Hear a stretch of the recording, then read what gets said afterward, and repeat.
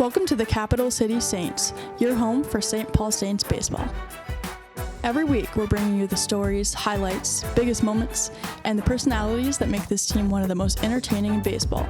From CHS Field to every stop along the season, we're celebrating the players, the fans, and the tradition that makes the Saints baseball unlike anything else. Welcome in to the Capital City Saints, your one-stop shop for everything St. Paul Saints baseball. We have a kind of a weird game to get into from last night. Again, it was a very slow and sluggish game at the plate for the St. Paul Saints. The pitching staff did pretty well in last night's game, but the Saints do lose 4-2. If you are a Saints fan, maybe you're a Twins fans looking for some Walker Jenkins updates, we'll get into Walker Jenkins here in just a moment.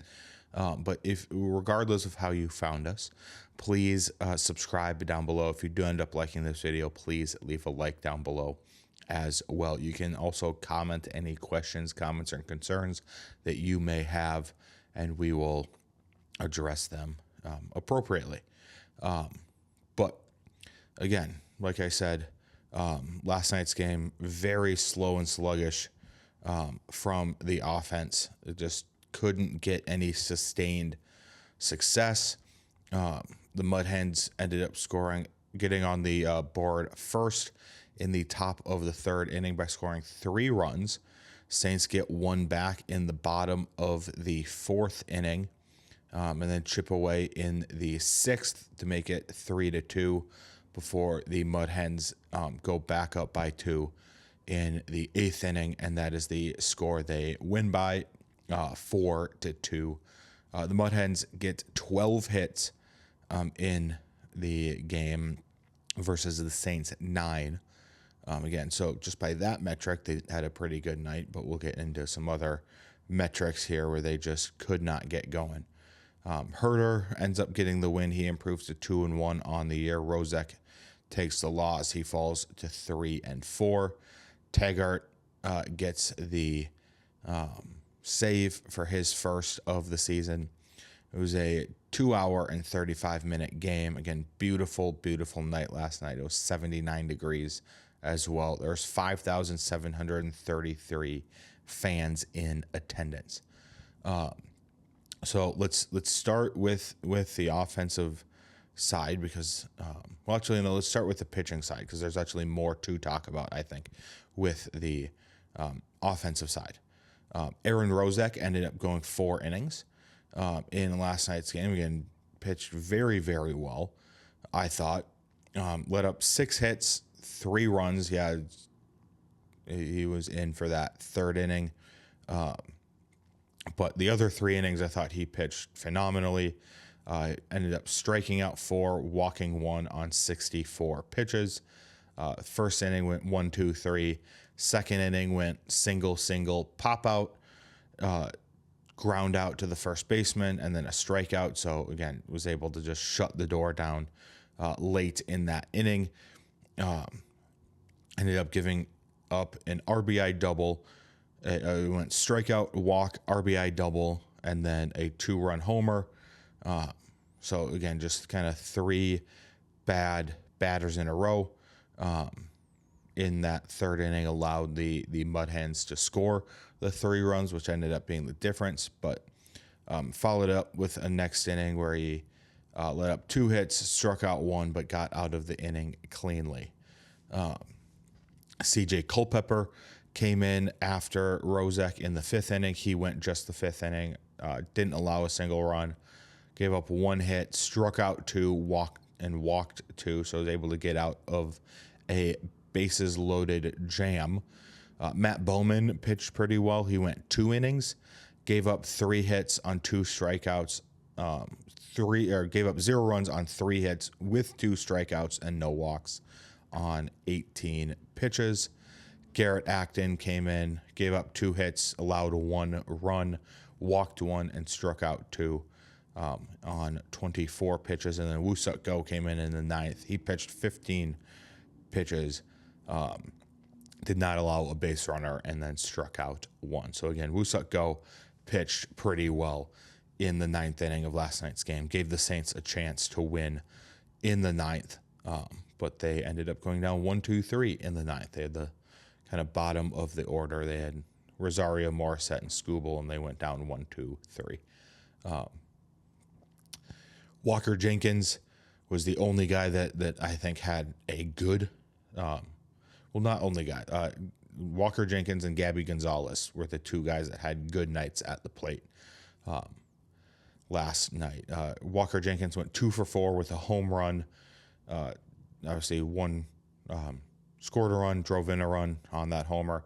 Did steal a base in the first inning, and he struck out once. Gabi Gonzalez ended up going 3 for 4 with an RBI single in the fourth inning. He was the one that got the Saints on the board. He also stole a base. It was a double steal by Rodriguez and Jenkins. He ended up stealing another base too. So he ended the night with 2 stolen bases on top of his 3 for 4 night. So Gabi Gonzalez did have a very, very good game. He had 3 singles. He flew out in the first inning, but then singled in the 4th, the 6th, and the 8th inning. Matt Wallner struggled. He did go 1 for 4 with a single, but he did ground into 2 4-6-3 double plays. So he struggled at the plate. Noah Cardenas struggled at the plate as well. He went 0 for 3 with a strikeout. Kalai Rosario went 0 for 4 with a strikeout. Cody Morissette did reach base twice. He went 1 for 3 with a single and a walk. Again, like I said, the 9 hits looks good on paper, but they were just all singles. And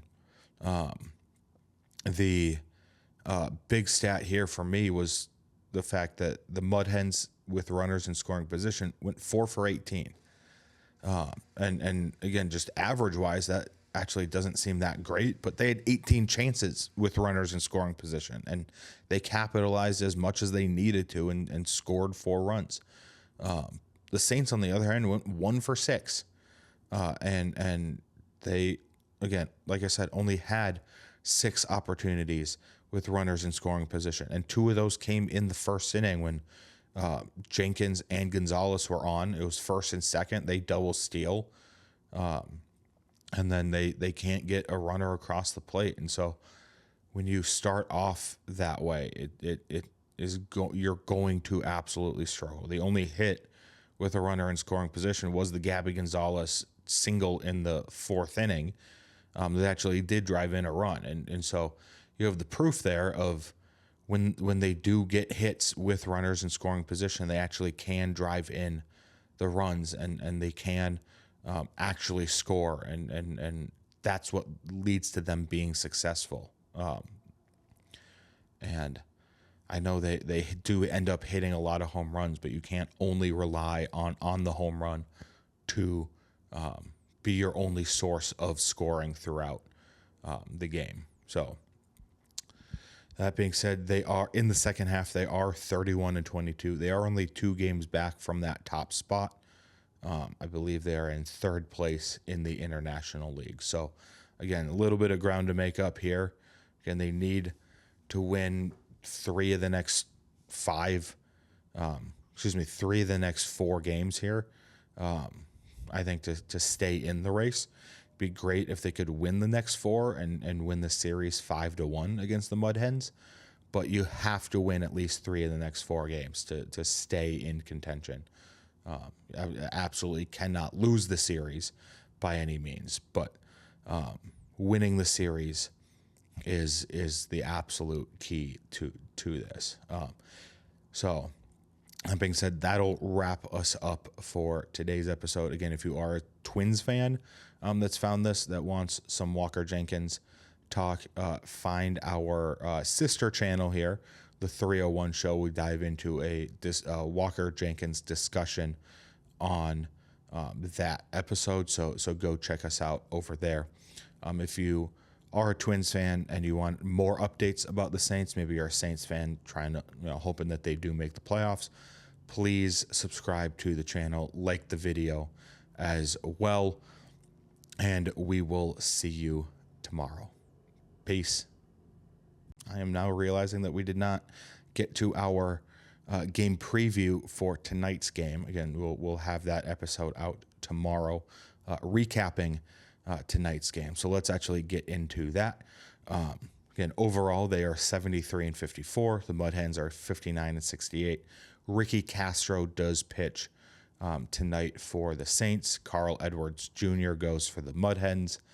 And the first pitch is at 7:07. Like I said, again, please like and subscribe. It really helps me out. Again, comment any questions that you have down below. I'd love to answer those on these episodes. So just please, if you do have any questions, we will get to them as quickly as we can. So now, with that being said, we will see you tomorrow for the game recap from tonight's Castro versus Edwards matchup. See you next time. Peace.